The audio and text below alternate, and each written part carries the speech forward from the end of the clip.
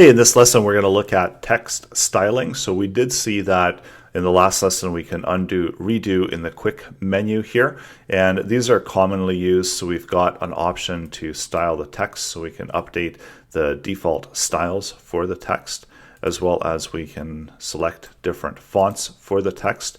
And this can all be done within the quick menu. Update the font size, we can bold it, we can italicize it, we can underline it, and we can also even update the text color. We can add a highlight color to the background of the text. So this is all done within the quick menu.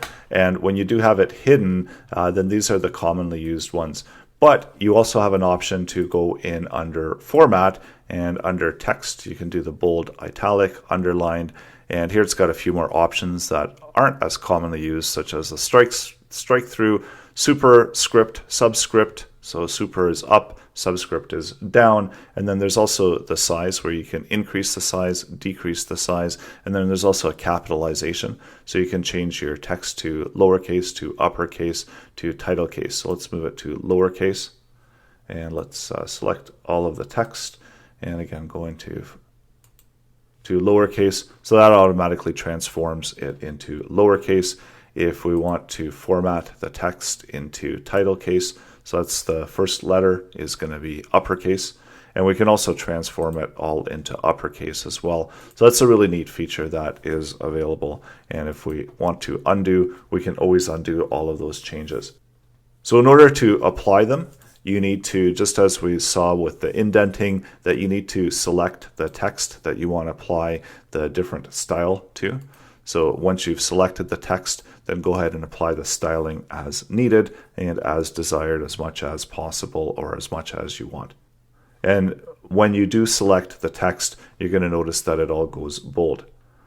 There's also options for different styles. So we do have normal text, and we can use title, so that makes it a little bit bigger. We also have options here where we can go as headings and so on, so it transforms that whole block of content into a heading block, so it applies the styling for the heading block.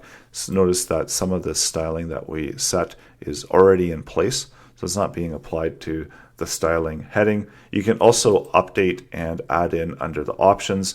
So you can use the default styles, and then you can also save my default styles, and you can reset the styles. And what this does is this allows you to have customized styling. So let's say, for instance, you want it to have all of your heading as Comic Sans MF as bold, and you wanted it all to be blue. So let's add in a few more heading, and I didn't want to make all of this heading. So let's move this to a new line. New line, and then let's do another one here for the new line. So I don't want all of it to be heading. I'm going to change some of it to normal text. So now we've got some more headings on the page. You can see it switches to the different heading style. So now if I select this, and this is the one I've got the formatting to, I can go down, and actually this is going to be a title. So this is updating to heading. And let me update this again.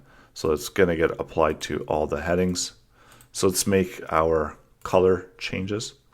And if we want to apply it to all of the headings, we can apply to heading 1, the styling that we've done. And there's also a shortcut for that. And update heading 1 to match. And what update heading 1 to match will be update all of the heading 1s to match this heading 1. And then you also have an option to use my default styles or save as my default styles. So if you want the heading 1 always to be blue, and with that text styling, you can save as my default styles. And so what's going to happen now is when I go and if I create a brand new document, and now this is going to be my heading styles.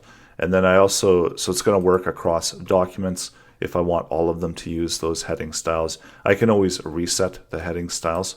So going back into the document, and now when I go to headings, and if I ever want to go back to the default styles at the bottom, options, use my default styles, so that will change it back to the default styles for the document. So these are the default ones. So whenever I make these changes, if I'm working across a couple of documents, I can always go back to the default styles by selecting those default styles. So this is a way that you can customize it across documents and have the uniform styling. And again, there's also more options with the styling, and there's the align and indent that we've already looked at. And then under the paragraph styles, where we can get the different style text. So this is going to be the same options that we saw within the quick menu, but it's a little bit harder to get to because you got to go to some of the sub menus. There's also an option for borders and shading. So each block of content you can apply borders and as well as shading to. So again, you do need to select the content that you want to apply those borders to. And once you've made a selection of the content, under formatting, under the paragraph styles, under the borders, so if we want to set a border at the bottom, let's set a red border at the bottom, make it dashed, make it 3 pixels, and apply that. So that will apply it to wherever we've had the selected text. It's not going to apply it to the headings or any of the default paragraph styles. And before we conclude, there's also one other one that I want to show you, and that's going to be the paint format.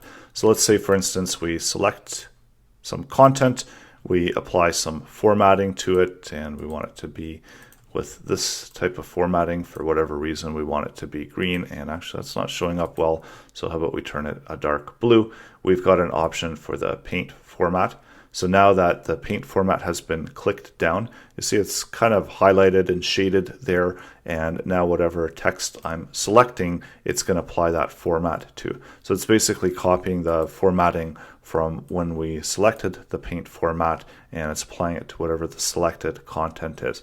And that's a quick and easy way to apply some formatting. So again, I'll just do that and turn this one red, do the paint format. So whatever I'm selecting now is going to get that new formatting being applied. So now that we've done a lot of practice with the formatting, we've got a page with a bunch of ugly formatting. If we want, we can select all, and that's also under edit, select all, and go under edit, select all. I was just using a keyboard shortcut and set it to normal text. And what normal text does is it updates the styles, but it doesn't get rid of the formatting. So let's do a select all again, and under format, there's an option here that's called clear formatting. And what this will do is this will clear any of the formatting on the page. There's also the shortcut command and the backslash. So let's clear the formatting, and that's going to reset it back to just regular normal text that without any of the formatting. So that's how you can remove formatting quickly from your document.